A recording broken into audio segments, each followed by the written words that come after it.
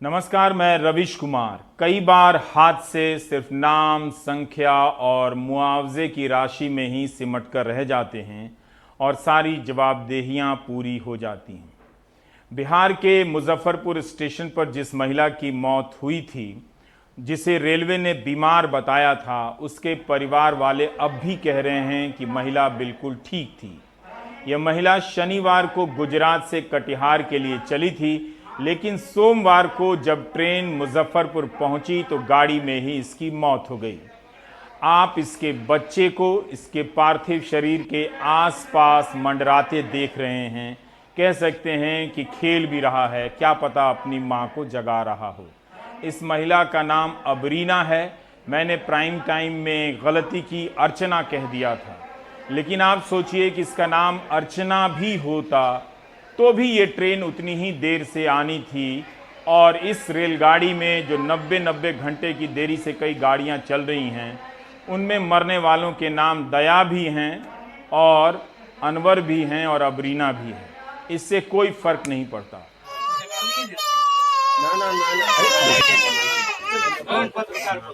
अगर ये महिला जिंदा होती तो अपने इस घर में ठीक ठाक पहुंचकर रह रही होती। कटिहार के आजम नगर का ये एक गांव है, मारांदगी मिटरोली। अबरीना अपने बच्चे के साथ यहाँ जिंदगी बसर कर रही होती। उसका पति बहुत पहले गुजर चुका था। परिवार वालों का कहना है कि अबरीना को किसी भी प्रकार की बीमारी नहीं थी। उन्होंने मतदाता पहचान पत्र भी दिखाया है कि अबरीना भारत की मतदाता भी थी और एक नागरिक भी। राजद नेता तेजस्वी यादव ने अबरीना के परिवार को, इसके बच्चे को 5 लाख रुपए की मदद करने का ऐलान किया है। आपके बेटी पे आरोप सब लगाया है कि आपके बेटी विक्षिप्त थी मानसिक रूप से। नहीं तो कुछ नहीं थी। हमारा बेटी अगर कोई माथा छीट रहती, कुछ रहती तो हमारा बेटी खटने नहीं जाती मजदूर करने के लिए। बच्चे के लिए वो मजदूर करने गई, बहुत मजबूर थी, वो दुखी बहुत थी। दुखी से गई, बाप माँ उसकी मजबूर बहुत है, यही लिए गई। अच्छा, आपका बेटी ये नहीं बोले कि आपका बेटी मतलब मरने का कारण क्या हुआ? मरने का कारण क्या है? भूखी प्यासे मरे बेटी। जिस दिन गाड़ी में बैठी उस दिन भी बात करे, मम्मी हम घर जा रही हैं, कोई टेंशन नहीं लिए, मैं सही सलामत से गाड़ी में बैठेंगे। अच्छा, क्या पता क्या चला कैसे मरी? कैसे मरी तो पता चला हमारे एक लड़की उसके साथ थी, तब बाद में पता चली डेथ फेल होने का बाद में। क्या बोला? क्या पानी नहीं मिल रहा? पानी उनी कुछ नहीं मिल रहा। मैं मम्मी बहन मेरा पानी का बस से बहुत तरस रही है, तरस के दब दे। अच्छा, तो आप अब क्या चाहते हैं आप लोग? अब चाहते हैं कि बच्चा है उसका छोटा है, कैसे उसका देखभाल करें, कैसे पढ़ा लिखा करें, कैसे आदमी बना दे। बाप भी नहीं है इनका? बाप भी नहीं है, माँ भी नहीं है, तो उसका हम परवरिश कैसे करें? सरकार से क्या चाहते हैं? सरकार से वही चाहते हैं कि बच्चा का देखभाल परवरिश कैसे होगा, वो हम मदद चाहते हैं। रेलवे ने पत्रकारों से एक सूचना साझा की है और बताया है कि 1 से 27 मई तक 49 लाख श्रमिकों को 84 लाख खाने के पैकेट दिए गए और 1 करोड़ 25 लाख पानी की बोतलें बांटी गईं। ये संख्या बता रही है कि रेल की यात्रा करने वाले मजदूरों को, श्रमिकों को कई घंटे भूखे प्यासे यात्रा करनी पड़ी होगी। आप सभी तो गणित में टॉपर हैं, मेरी तरह कमज़ोर नहीं हैं, लेकिन फिर भी आप हिसाब लगाकर देखें कि 49 लाख श्रमिकों को 84 लाख खाने के पैकेट दिए गए। कम से कम मजदूर नागरिकों को दिन में 2 बार खाने के पैकेट मिलने ही चाहिए। तो इस तरह से 49 लाख मजदूर नागरिकों को 98 लाख खाने के पैकेट मिलने चाहिए। यानी 49 लाख श्रमिकों के बीच 14 लाख खाने के पैकेट कम बांटे गए हैं। मतलब 7 लाख श्रमिकों को 2 वक्त का खाना नहीं मिला होगा। यह ध्यान में रखिए कि कई गाड़ियों ने पहुंचने में 3 दिन, 4 दिन और 5 दिन लगाए हैं। इस हिसाब से मजदूरों को हर दिन और दोनों वक्त का खाना नहीं मिला होगा। 84 लाख पैकेट के इस हिसाब में नाश्ते की कोई गुंजाइश नहीं है। लगता है रेलवे बोर्ड और उसके नीचे के अफसरान नाश्ता नहीं करते हैं, ब्रेकफास्ट नहीं करते हैं ऑफिस जाने से पहले, इसलिए मजदूरों को दिए जाने वाले भोजन में नाश्ते का कोई हिसाब नजर नहीं आता है। अब आते हैं पानी का हिसाब। अब आप देखिए, 1,25,00,000 बोतलें बांटी गईं 44 लाख मजदूरों में, और खाना बांटा गया 49 लाख मजदूरों में, यानी 5 लाख मजदूरों को पानी की बोतलें नहीं मिली। जिन मजदूरों को मिली उसके हिसाब से 3 बोतल भी नहीं होता है, जबकि बड़े हिस्से ने 4 से 5 दिनों की यात्रा की है। क्या 3 बोतल से भी कम पानी में कोई मजदूर नागरिक 2, 3 या 4 या 5 दिनों की यात्रा कर सकता है? तो क्या रेलवे खुद ये स्वीकार कर रही है कि ज्यादातर मजदूरों को श्रमिक विशेष में बगैर भोजन और पानी के यात्राएं करनी पड़ी हैं? इन आंकड़ों से उन अव्यवस्थाओं का पता नहीं चलता है जो मजदूर आपको बता रहे थे। इसलिए जब भी डेटा दिया जाए तो सतर्क रहा कीजिए। यदि आप गणित में टॉपर हैं, मजबूत हैं, तो दिमाग लगाया कीजिए और हिसाब किताब किया कीजिए। भारत में संक्रमित मरीजों की संख्या 1,58,000 से अधिक हो चुकी है। इसमें 67,692 अधिक ठीक भी हुए हैं। लेकिन इस वक्त एक्टिव मरीजों की संख्या 86,000 से अधिक है। मरने वालों की संख्या 4,531 हो गई है। पिछले 24 घंटे में 6,566 नए मरीज आए हैं। 22 मई से लगातार 6,000 से अधिक नए मामले सामने आ रहे हैं। 18 मई को तालाबंदी 4 शुरू हुई, तब से 5 या 6 दिन ऐसे रहे जब 24 घंटे में आने वाले नए मामलों ने नया रिकॉर्ड बनाया। भारत पिछले 10 दिनों से लगातार 1 लाख टेस्ट प्रतिदिन कर रहा है। अभी तक भारत में 33,62,136 सैंपल ही टेस्ट हुए हैं। ये वो आंकड़े हैं जिन्हें स्वास्थ्य मंत्रालय हर दिन सुबह सुबह जारी करता है, और मैं अपने कार्यक्रम में इसी आंकड़े को लेता हूं, शाम वाले को नहीं। डेटा की विश्वसनीयता को लेकर काफी सवाल उठ रहे हैं। राज्यों में भी सवाल उठ रहे हैं, केंद्र के स्तर पर भी सवाल उठ रहे हैं, और केंद्र भी राज्यों से सवाल कर रहा है। एक चीज पर आजकल काफी जोर दिया जाता है कि रिकवरी रेट काफी ठीक है। क्या यह रिकवरी रेट यानी मरीजों के ठीक होने की दर इसलिए ज्यादा है क्योंकि डिस्चार्ज की नीति में बदलाव किया गया है, और अब कम दिनों में ही कोरोना के संक्रमित मरीजों को छोड़ दिया जा रहा है। तो इस नई नीति के अनुसार कोविड-19 के गंभीर मरीजों का ही डिस्चार्ज से पहले टेस्ट किया जाएगा। बाकी मरीजों को बिना टेस्ट किए छुट्टी दे दी जाएगी। अगर बुखार आने के 3 दिनों में ठीक हो जाए और अगले 4 दिनों तक ऑक्सीजन सपोर्ट की जरूरत ना पड़े, तो ऐसी सूरत में 10 दिनों के बाद बिना टेस्ट के छुट्टी दी जा सकती है।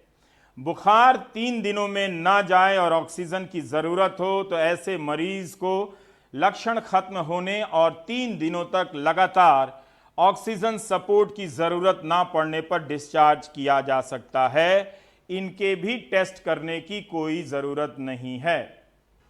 विश्व स्वास्थ्य संगठन WHO ने भी डिस्चार्ज की पॉलिसी में बदलाव किए हैं। उसके बाद भारत ने भी बदलाव किया है। लेकिन मेरा सवाल यह है कि क्या डिस्चार्ज में नीति बदल दिए जाने के कारण ठीक होने वाले मरीजों की संख्या ज्यादा लगती है?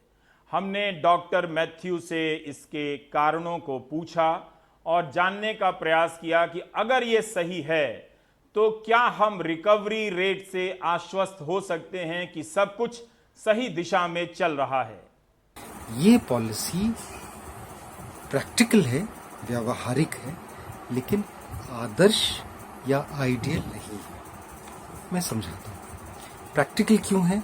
क्योंकि इन मरीजों को बगैर टेस्टिंग के हम भेजेंगे। जो शिकायत के सिम्टम के बेसिस पे हम समय दे के डिस्चार्ज कर रहे हैं, उसमें अस्पताल का बिस्तर जल्दी खाली होगा। ये बहुत अहम है, क्योंकि आज की तारीख में हमें बिस्तरों की ज़रूरत है नए संक्रमित लोगों को भर्ती करने के लिए, पहली चीज़। दूसरी चीज़, अगर संक्रमित व्यक्ति को सिम्टम्स खत्म हो गए हैं, बगैर टेस्टिंग के हम भेजते हैं, तो हमारा टेस्ट का किट बच जाता है। तो वो टेस्टिंग किट बचना बहुत ज़रूरी है, क्योंकि हमें आगे प्रयोग के लिए टेस्टिंग किट हम यूज़ कर सकते हैं नए मरीजों के लिए।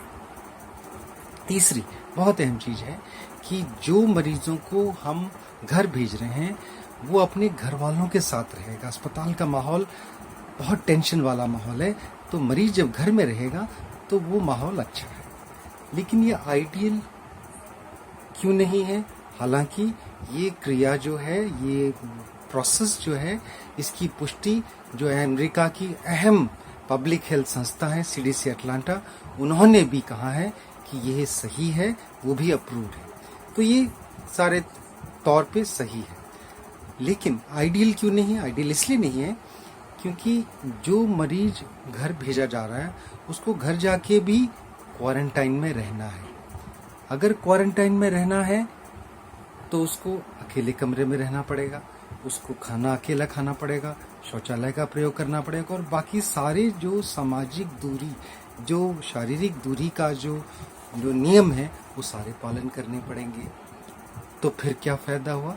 हाँ, ये फ़ायदा हुआ कि घर के माहौल में है।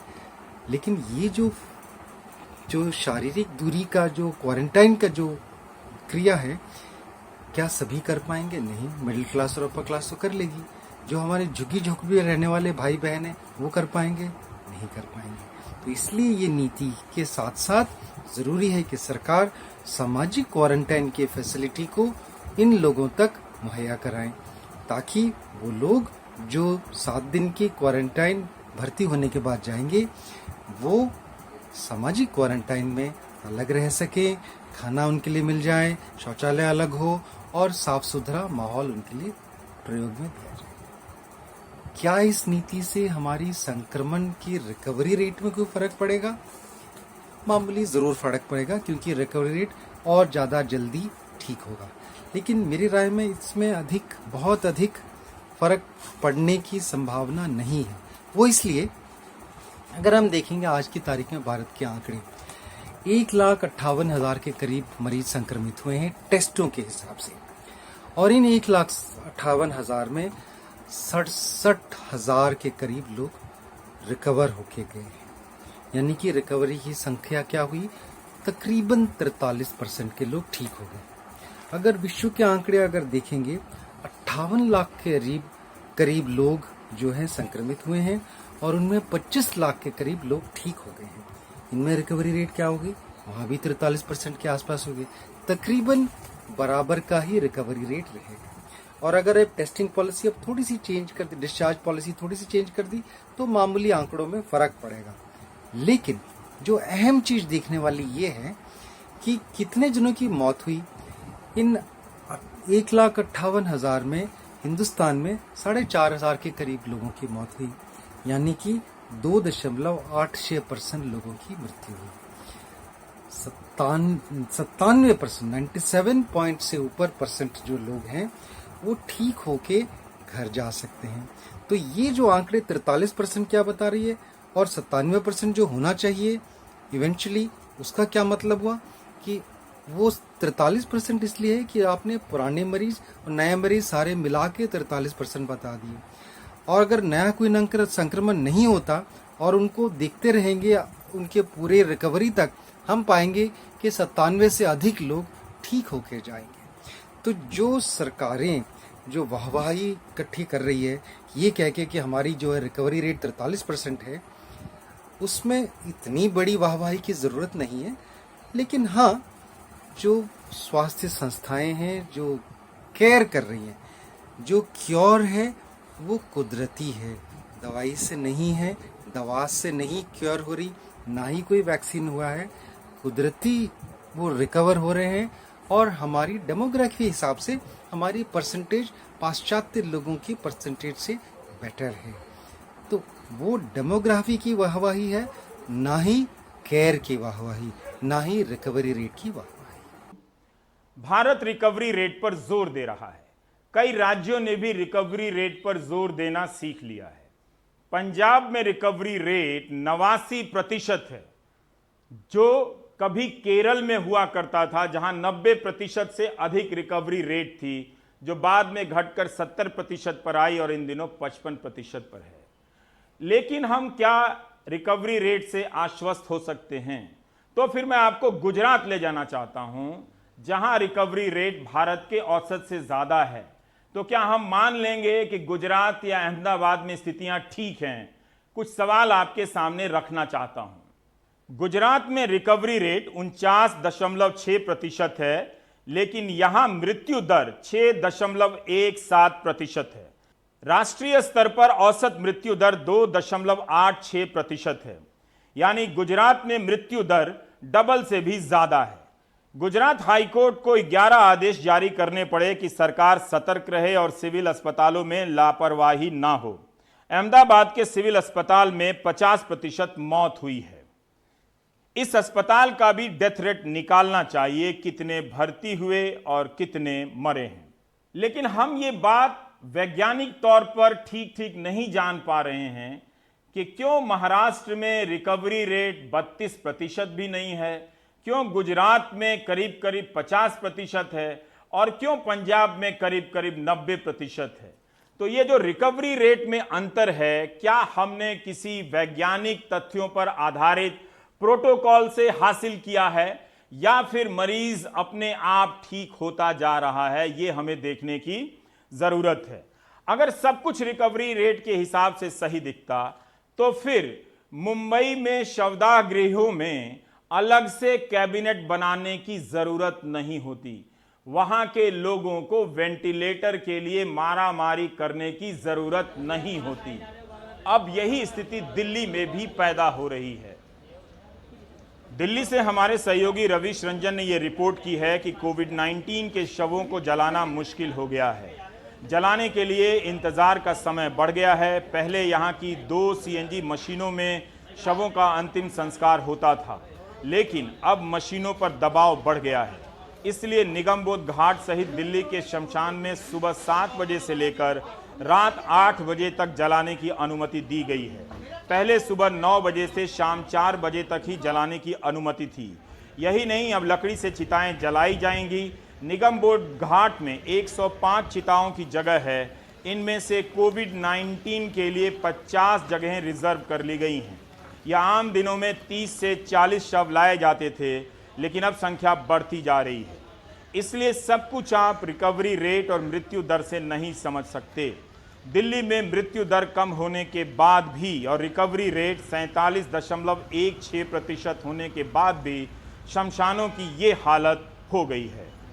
जो भी संस्कार कराने वाले लोग हैं, वो चाहे पंडित हों यहाँ के या और दूसरे लोग हैं, वो इसका विरोध कर रहे हैं कि कोविड संक्रमित शव को लकड़ी से न जलाया जाए।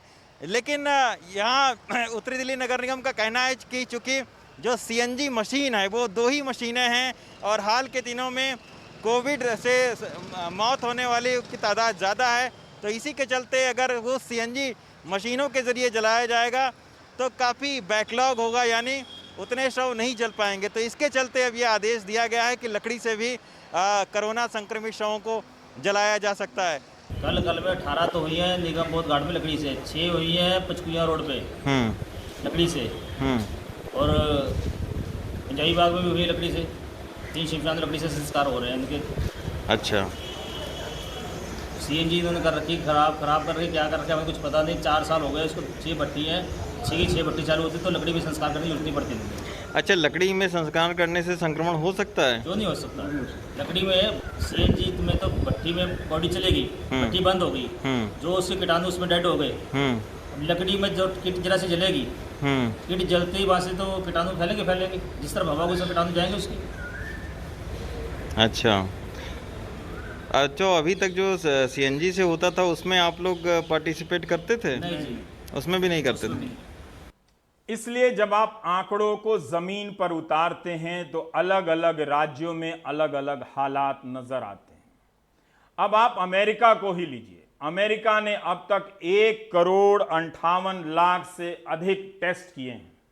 भारत ने अभी तक कुल 33 लाख टेस्ट ही किए हैं।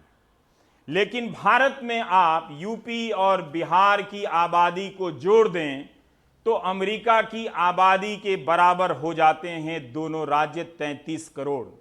और यूपी और बिहार में दोनों राज्यों को मिला दें तो एक दिन में 12,000 सैंपल भी टेस्ट नहीं किया जा रहा है। इसलिए आप हमेशा अपनी सुविधा के हिसाब से, राजनीति के हिसाब से सैंपल या मानकों का चुनाव नहीं कर सकते हैं।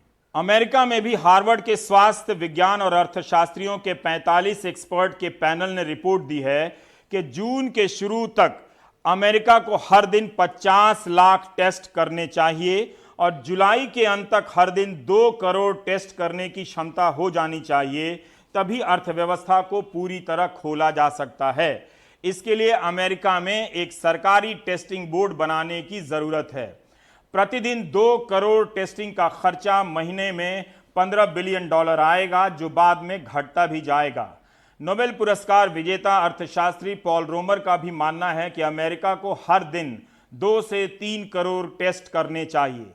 हार्वर्ड के ही रिसर्चरों का एक और समूह है जिसका मानना है कि हर दिन 5 से 7 लाख टेस्ट तो होने ही चाहिए।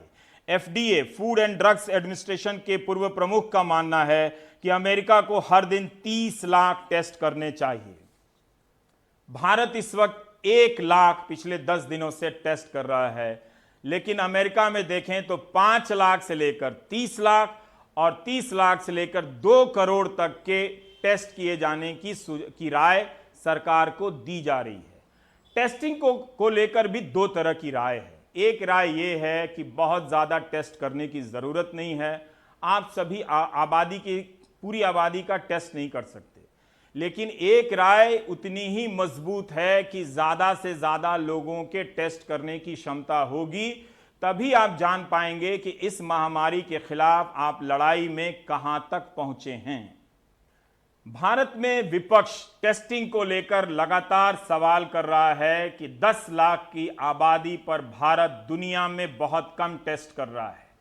यही नहीं, गुजरात में खबरें आई, अहमदाबाद मिरर ने छापी है कि कई ऐसे मरीज जो वेंटिलेटर पर हैं, सैंपल दे चुके हैं और टेस्ट का रिजल्ट आने में 5-5 दिन का वक्त लग रहा है। गुजरात, बंगाल, बिहार, उत्तर प्रदेश सहित कई राज्यों में टेस्ट के आंकड़े को लेकर सवाल किए जा रहे हैं। दिल्ली में केजरीवाल की सख्ती के बाद सफदरजंग अस्पताल को कोरोना से हुई मौत का आंकड़ा जारी करना पड़ा। आखिर अस्पताल ने 52 मौतों की रिपोर्ट दिल्ली सरकार की डेथ ऑडिट कमेटी को क्यों नहीं भेजी थी, जबकि इसके पहले अस्पताल सिर्फ 4 मौतों की बात कर रहा था। 7 मई को दिल्ली सरकार ने मरने वालों की संख्या 66 बताई थी। उस दिन दिल्ली के 5 अस्पतालों में मरने वालों की संख्या 116 थी। इंडियन एक्सप्रेस से लेकर कई अखबारों ने इसकी रिपोर्ट की थी। तो आप सोचिए कि दिल्ली में एक अस्पताल है सफदरजंग, जो केंद्र का अस्पताल है, वो 50 से अधिक मौतों की रिपोर्ट दिल्ली सरकार को नहीं दे रहा है। दिल्ली सरकार जो अपनी तरफ से आंकड़े दे रही है उस पर भी सवाल उठ रहे हैं। बीजेपी ने ही एक बार सवाल उठा दिया कि दिल्ली में मरने वालों की वास्तविक संख्या 600 के करीब है, जबकि दिल्ली सरकार 194 ही बता रही है। ये 21 मई की बात है। इस हिसाब से तो केंद्र सरकार भी गलत आंकड़े बता रही है मृत्यु दर को लेकर या मरने वालों की संख्या को लेकर। केंद्र ने बंगाल पर भी डेटा छिपाने का आरोप लगाया है। तो यहां पर राज्य केंद्र पर, केंद्र राज्य पर, राज्य आपस में आरोप लगा चुके हैं। तो बताएं कि क्या बगैर प्रश्नों के इन डेटा को आप स्वीकार कर सकते हैं? करेंगे तो गलती कर जाएंगे। गुजरात जो पहले बता रहा था कि कोविड से मरने वालों की संख्या कितनी है, ऐसे मरीज जिन्हें कोविड और दूसरी बीमारियां थी उनकी संख्या कितनी है, मगर 26 मई के बाद से गुजरात सरकार ने अपने प्रेस रिलीज में दोनों आंकड़े ही बताने बंद कर दिए। महाराष्ट्र ने भी कोविड और अन्य बीमारियों की गिनती के नियम बदल दिए।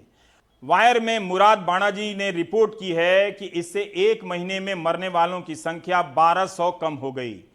इंडिया स्पेंड में अपनी रिपोर्ट में अनूप भुजन ने दिखाया है कि मार्च और शुरुआती अप्रैल तक रोजाना जितने लोग टेस्ट किए गए उनकी तुलना में 890 अधिक सैंपल ही टेस्ट हुए, जबकि एक आदमी को नेगेटिव बताने के लिए एक से ज्यादा बार टेस्ट करना पड़ता है। तो ये कैसे हो सकता है? जो लक्ष्य नरेंद्र मोदी जी का था वो लक्ष्य पूरा नहीं हुआ, और अब हम बहुत इज्जत से, रिस्पेक्ट से, आदर से सरकार को और प्रधानमंत्री को पूछना चाहते हैं कि अब आपका प्लान बी क्या है? बीमारी 21 दिन में गायब नहीं हुई, बीमारी बढ़ रही है। आपकी स्ट्रेटेजी क्या है? लॉकडाउन को आप किस प्रकार से देखते हैं? इसको आप किस प्रकार से रिलीज करेंगे? जो हमारे मजदूर भाई बहन हैं उनकी आप कैसे मदद करोगे? जो आप हमारे जो छोटे स्मॉल एंड मीडियम बिजनेसेस हैं उनको उनकी आप मदद करना चाहते हो, नहीं करना चाहते हो? क्या प्लान है? तो ये सवाल हम सरकार से पूछना चाहते हैं। पहली बात राहुल गांधी ने कही कि लॉकडाउन हैज फेल्ड। मैं हमेशा कहता हूं कि राहुल गांधी तो होमवर्क करते नहीं। 142 करोड़ की आबादी, 15 देशों की कुल दुखद मृत्यु 3,43,562।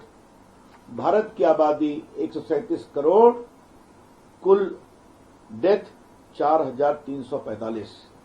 माननीय प्रधानमंत्री नरेंद्र मोदी जी ने जो हिम्मत दिखाई है, जो देश को नेतृत्व दिया है, जो पूरे देश को एक साथ जोड़कर काम करने की कोशिश की है, उसका यह फायदा है। सबसे पहले रविशंकर प्रसाद जिस आधार पर दलील दे रहे हैं उसमें बहुत समस्या है। आप कई देशों की आबादी को जोड़कर भारत की आबादी के सामने रखकर आप अपने आप को महान नहीं बता सकते हैं। हर देश की अलग अलग समस्या है, परिस्थितियां हैं, उसको भी आपको ध्यान में रखना पड़ता है। अच्छा तरीका ये माना जाता है कि जितने भी टेस्ट रिपोर्ट किए गए हैं उसमें से मरने वालों की संख्या कितनी है वो बेहतर आंकड़ा है। ये आबादी वाले आंकड़े की तुलना में मृत्यु दर का जो आंकड़ा है वो कहीं ज़्यादा बेहतर है। ये और बात है कि उस डेटा पर भी प्रश्न उठाए जा रहे हैं। तो ये जो डेटा है इसको लेकर राजनीति अब खेलने लगी है और हम सब के लिए नया अनुभव है। पत्रकारिता के क्षेत्र में बहुत ही इक्के दुक्के लोग हैं जो इस डेटा को अपने स्तर पर पकड़ सकते हैं, और टीवी स्क्रीन पर ये डेटा इतनी तेजी से बदलते हैं कि आप समझते हुए भी नहीं समझ पाते, आपका ध्यान पूरी तरह से नहीं टिक पाता है। तो इन बातों को हमें ध्यान में रखने की ज़रूरत है। हमने भी जो रविशंकर प्रसाद ने डेटा दिया है वर्ल्ड मीटर के हिसाब से, उसमें से हमने 14 देशों का चुनाव किया और देखा कि उनकी बातों में कितना दम है। इन 14 सबसे प्रभावित देशों में 10 लाख की आबादी पर औसत टेस्टिंग 33,720 हो रही है। भारत में 10 लाख की आबादी पर 2,439 हो रही है। 33,000 के सामने 2,439 कुछ भी नहीं। इन 14 देशों में मैक्सिको और उसके बाद भारत सबसे कम टेस्ट कर रहा है। इन 14 देशों के भीतर भी स्पेन में 10 लाख की आबादी पर 76,000 से अधिक टेस्ट हो रहे हैं। तो अमेरिका में 10 लाख की आबादी पर 47,988 टेस्ट किए जा रहे हैं। अब ब्राजील का उदाहरण लें। यहां पर भारत के मुकाबले बहुत कम टेस्ट किए जा रहे हैं, कोई 4100, लेकिन ब्राजील में मरने वाले लोगों की संख्या 25,000 से अधिक हो गई है और वहां कोविड-19 की स्थिति बहुत भयावह हो चुकी है। मतलब हम अभी भी ठोस तरीके से नहीं जान पाए हैं जिससे वैज्ञानिक आधार पर बता सकें कि क्यों कहीं पर कम लोग मर रहे हैं, क्यों कहीं पर ज़्यादा लोग मर रहे हैं। अभी इन कारणों को लेकर रिसर्च हो रहे हैं, क्यों कहीं पर ज़्यादा लोग ठीक हो जा रहे हैं, कहीं पर कम लोग ठीक हो रहे हैं, ज़्यादा वक्त ले रहे हैं ठीक होने में। इसका अभी जो देखने की चीज़ ये है, हमें ये देखना चाहिए कि संक्रमण कितनी तेज़ी से फैल रहा है और इसके फैलने की गति में कितनी कमी आई है। ये भी एक कारण हो सकता है। तो कई पैमाने आपको नज़र आए सिर्फ एक पैमाने की तुलना में। अक्सर भारत दुनिया के जिन 15 देशों से अपनी तुलना कर रहा है उनमें से ज़्यादातर यूरोप के देश हैं, अमेरिका है और समृद्ध देश हैं। लेकिन दीपांकर बासु और प्रियंका श्रीवास्तव का मानना है कि भारत को अपने पड़ोसी देशों के साथ तुलना करनी चाहिए, पाकिस्तान से, श्रीलंका से, बांग्लादेश से, क्योंकि ये एक मिलता जुलता जलवायु का क्षेत्र है, आबादी भी यहाँ पर ज़्यादा है। और इन 4 देशों में अगर आप औसत निकालें तो अब 50 से अधिक दिन हो चुके हैं हर देश में कोरोना को दस्तक दिए हुए। जबकि श्रीलंका में पहला केस 27 जनवरी को आया, उसके 3 दिन बाद भारत में आया, पाकिस्तान में 26 फरवरी को आया और बांग्लादेश में 18 मार्च को आया। तो दीपांकर बसु और प्रियंका ने एक औसत समय निकाला, 54 दिनों में देखने का प्रयास किया है कि कितने केस रिपोर्ट हुए और कितने लोगों की मौत हुई। इसे केस फैटेलिटी रेट कहते हैं। और इसके आधार पर इन्होंने पाया कि इन 4 देशों में भारत जो है 54वें दिन सबसे अधिक मृत्यु दर है, यहाँ पर 3.25%। श्रीलंका में सबसे कम है 1.04%, पाकिस्तान में 2.25% है और बांग्लादेश में 1.41% है। तो क्या अगर हम भारत और उसके पड़ोसी देशों के साथ तुलना करें तो कोई नया नजरिया मिलता है जब हम यूरोप या अमेरिका से तुलना करते हैं, उससे अलग? ब्रेक के बाद हम बात करेंगे दीपांकर बासु से।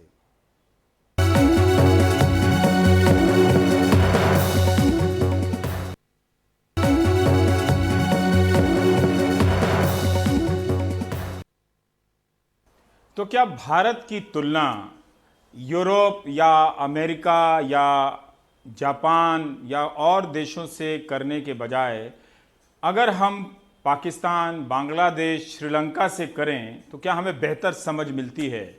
इस पर इंडियन एक्सप्रेस में एक लेख लिखा है प्रियंका श्रीवास्तव और दीपांकर बासु ने, जो यूनिवर्सिटी ऑफ मैसाचुसेट्स में दीपांकर अर्थशास्त्र के प्रोफेसर हैं। दीपांकर हमारे साथ हैं।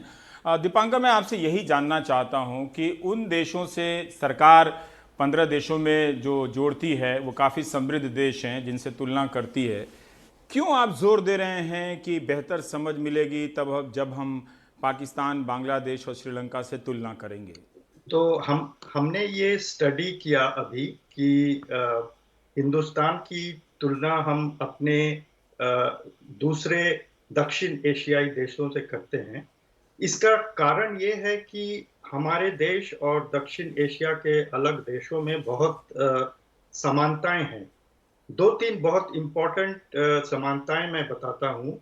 कोरोना वायरस संक्रमण को समझने में एक चीज जो बहुत इम्पोर्टेंट है वो पॉपुलेशन की एज स्ट्रक्चर यानी उम्र संरचना। तो हमारे भारत और पाकिस्तान और बांग्लादेश और इवन श्रीलंका का पॉपुलेशन एज स्ट्रक्चर काफी सिमिलर है। दूसरी बात यह है कि अभी कुछ ये शोध हो रहा है कि बीसीजी वैक्सीन जिन देशों में टीका दिया जाता है वहां पे शायद उसका कोई असर हो। तो इस तरीके से अगर देखें तो भारत, बांग्लादेश, पाकिस्तान और श्रीलंका इस बीसीजी में समान है, टीका दिया जाता है, जबकि यूरोपीय देशों में नहीं दिया जाता है। और तीसरी बात है कि हमारा देश का इकोनॉमिक ढांचा भी काफी सिमिलर है। तो इन 3 कारणों के लिए हम समझते हैं कि हमारा कंपैरिजन हम बांग्लादेश, पाकिस्तान और श्रीलंका से करें, ना कि यूरोप और अमेरिका से करें। पर दीपांकर, जैसे डेटा की विश्वसनीयता का सवाल है, वो भारत पे भी सवाल उठ रहे हैं, ज़रूर पाकिस्तान के डेटा पे भी सवाल उठेंगे, ये चुनौती है। लेकिन क्या आप बता सकते हैं कि इन देशों में कौन बेहतर कर रहा है? जैसे आपने लिखा है कि मृत्यु दर के मामले में श्रीलंका कहीं ज़्यादा बेहतर है, वहाँ पर लोग कम मर रहे हैं जो मरीज सामने आए हैं, जिसे आप केस फैटेलिटी रेट कहते हैं, भारत में ज़्यादा है। ऐसा क्यों है? तो हमने 2 तरीकों का मेजर्स को देखा इन देशों को की तुलना करने के लिए। एक तो कितना केस हो रहा है और दूसरा कि केस होने पे कितने लोग मर रहे हैं। जिसको हम मृत्यु दर कहते हैं। तो हम पहले जब केस को देखते हैं तो इंडिया का केस का नंबर इन चारों देशों से बहुत ज्यादा है। बट इसका कारण एक ये हो सकता है कि इंडिया का पॉपुलेशन ज्यादा है, तो इसलिए हम पॉपुलेशन को जब मद्देनजर रखते हैं तो इंडिया का केस बांग्लादेश और पाकिस्तान से कम आता है, बट श्रीलंका से ज्यादा आता है।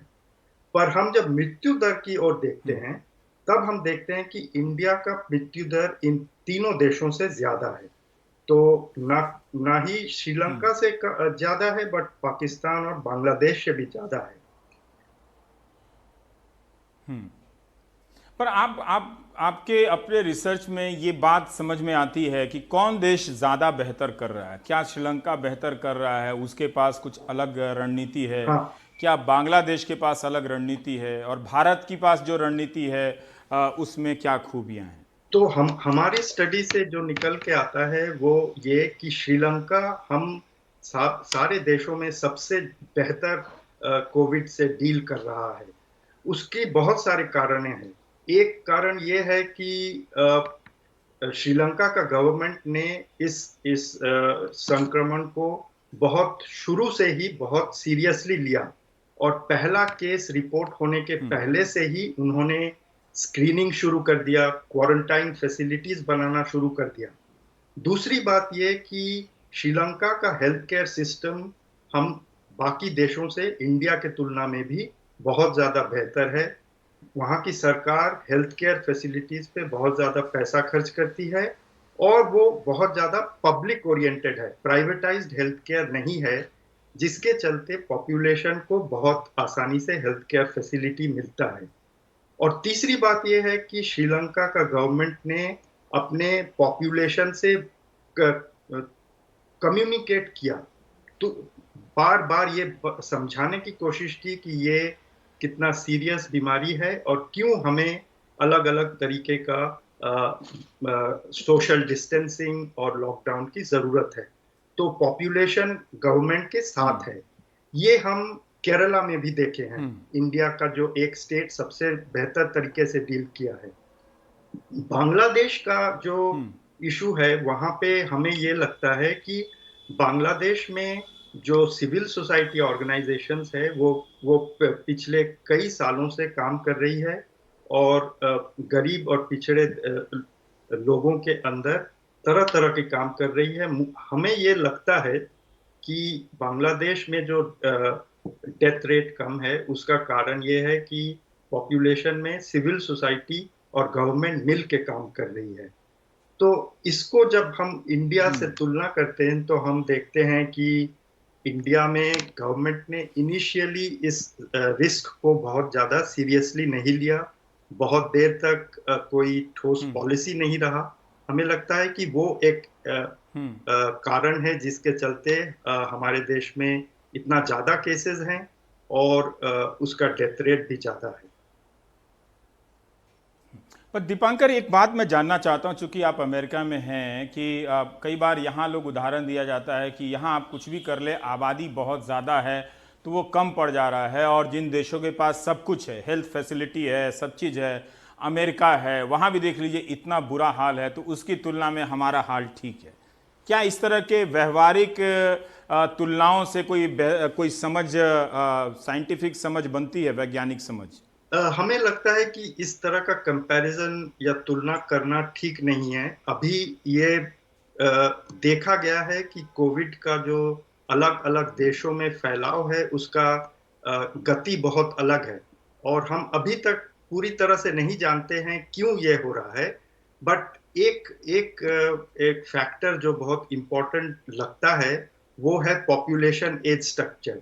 सो यूरोप की देश या अमेरिका जो काफ़ी समृद्ध देश है, वहाँ पे पॉपुलेशन में बूढ़े लोगों का प्रोपोर्शन बहुत ज़्यादा है और हम ये अभी तक जानते हैं कि कोविड-19 में मृत्यु दर बूढ़े लोगों का ज़्यादा होता है। तो ये हो ही सकता है कि इंडिया और यूरोप के देशों में कंपैरिजन नहीं करना चाहिए क्योंकि हमारे देश में बूढ़े लोगों का प्रोपोर्शन बहुत कम है। इसीलिए हम अपने स्टडी में ये बार बार कह रहे हैं कि हमें कंपैरिजन हमारे नजदीकी देशों से करना चाहिए, जिसका एज स्ट्रक्चर हम देशों से बहुत सिमिलर है। एक आखिरी सवाल दीपांकर, मैं ये जानना चाह रहा हूं कि जैसे अमेरिका में डेटा का क्या सिस्टम है? क्या जो सरकार देती है वही मीडिया रिपीट करता है, आप लोग रिपीट करते हैं, या और दूसरी तरह से उसको चैलेंज किया जाता है और स्वतंत्र एजेंसियां हैं डेटा को कलेक्ट करने की, उनकी क्रेडिबिलिटी ज़्यादा है? तो यूनाइटेड स्टेट्स में भी डेटा को लेके थोड़ा सवालें उठी है, क्योंकि लोकल गवर्नमेंट शुरू में डेटा नहीं दे रही थी, पर यूनाइटेड स्टेट्स में मीडिया और इंडिपेंडेंट रिसर्चर्स और तरह तरह के बॉडीज हैं जो इसको स्क्रूटिनाइज करके इसको उठाए, और पिछले दिनों में मेरे ख्याल से डेटा का क्वालिटी इंप्रूव हुआ है। तो इंडिया में भी हमें चाहिए कि गवर्नमेंट जो डेटा देती है उसको मीडिया और इंडिपेंडेंट रिसर्चर्स उसको स्क्रूटिनाइज करें और सवाल उठाएं जब ये लगे कि डेटा का क्वालिटी खराब है। जी, बहुत बहुत शुक्रिया दीपांकर बासु हमसे बात करने के लिए। तो इनकी दलील यही है कि बहुत दूर जो हम तुलना करते हैं, कई बार अपने आस पड़ोस भी देख लेना चाहिए, अपने राज्य के भीतर भी देख लेना चाहिए कि कौन क्या अच्छा कर रहा है। ये महामारी अभी गई नहीं है, इसे अभी जीता नहीं गया है। 21 दिनों में जीतने का दावा किया गया था। तो इस तरह की बातों से, चोचलेबाजियों से चीज़ें हासिल होती नहीं हैं। ये एक ऐसी लड़ाई है जिसे सिर्फ आप वैज्ञानिक अध्ययनों से, रणनीतियों से ही इसे जीत सकते हैं। जीतने की स्थिति में अभी कोई पहुंचा नहीं है। तो इसलिए अपनी सतर्कता का जो स्तर है उसमें ढीलापन मत लाइएगा, वरना धोखा हो जाएगा। आप देख रहे थे प्राइम टाइम। नमस्कार।